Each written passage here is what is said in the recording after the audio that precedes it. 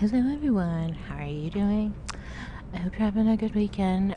This video is super important, PUA, and why you should be on it. Today I just want to talk quickly about how to make sure that you got to double dip. I think a lot of people didn't completely understand the PUA program that was released, and that's not the people's fault. I think that's definitely the government's fault for not spreading more awareness about it. There were a lot of people in desperate need of a stimulus check, but they're also not collecting PUA. And I feel if you need a stimulus check really bad and you're really struggling, you probably qualify for PUA and you don't realize it. If you're on Social Security, you can qualify for PUA because when you're on Social Security, you can still work. You can still work part-time when you're on Social Security. And PUA is for people who are part-time employees who wouldn't normally get unemployment. Even if you can only get PUA for being a part-time worker. In Pennsylvania, the minimum is $195 a week.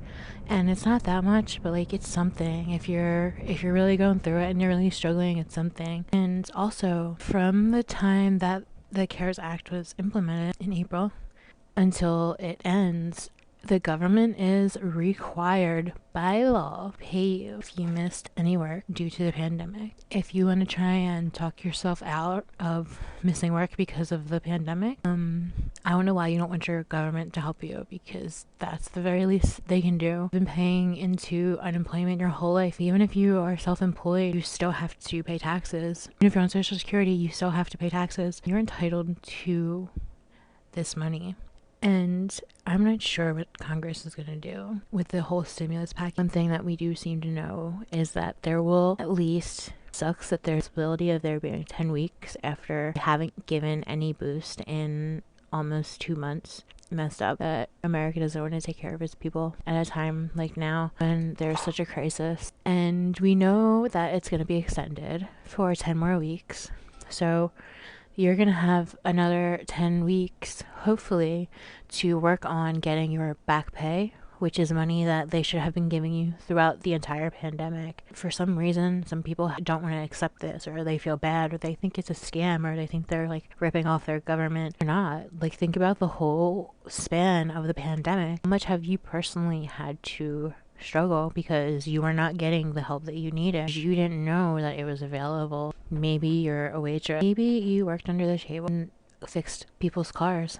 Or maybe you worked out of your house and had a little babysitting job where, you put up an ad online, babysat people's children. Technically, in order to qualify for PUA, you had to be an active member of the workforce in 2019. But the amount of money you had to make is so low. The minimum amount of money that you had to make is like $3,300. Anyone can make $3,300 by doing so many different things. You might have not even realized it at the time of last year, but if you kind of think back to it, did you do any small odd jobs where maybe you were mowing people's lawns and they were paying you, fixing people's cars, cleaning people's houses? If you think about it, even if you were on Social Security, you were probably doing something else you probably had some kind of side hustle to make some money, and it just wasn't a legit one with a legit business license, but you still probably did something to make some money, because let's be real, who can survive on what security pays people? It's ridiculous. That's another reason why it's like a no-brainer. If you're on Social Security, you should definitely be getting on PUA, because they do not pay you enough in Social Security. You're not getting any hazard pay. And if you're a working American and you're not getting any hazard pay, you should be applying for PUA, or talk to your employer and say, hey, can you pay me? If you're not going to pay me hazard pay, which I'm entitled to, haven't paid me hazard pay all this time, can you at least pay me under the table and let me collect this PUA, because it would really help me. I think that a lot of employers would be open to that, because I think they feel bad that they have to cut people's hours and cut people's pay, and they probably don't even know that this program is available. I just want to put all that information out there for everybody and say, get on PUA if you need help. I'm probably the smallest creator talking about this, and I'm totally down to help anyone who needs help.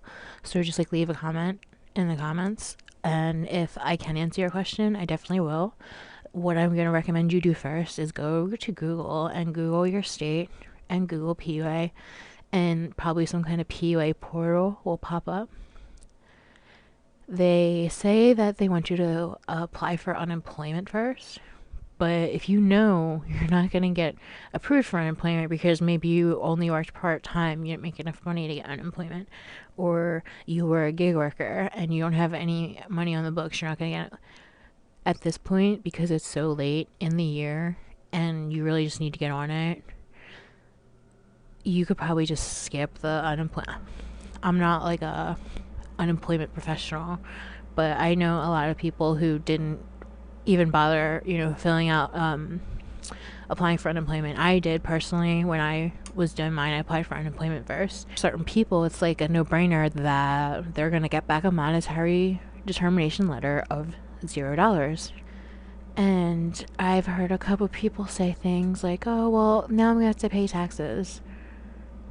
Okay, if you have to pay taxes on money, but you're getting like $15,000, you can claim earned income tax credit. It's called the EITC, and that's not only for people with kids. It's for single people who don't have kids, who are low income, and the amount of money that people earn on PUA is technically low income. The $600 bonus doesn't count towards your income, and neither does the $1,200 stimulus check.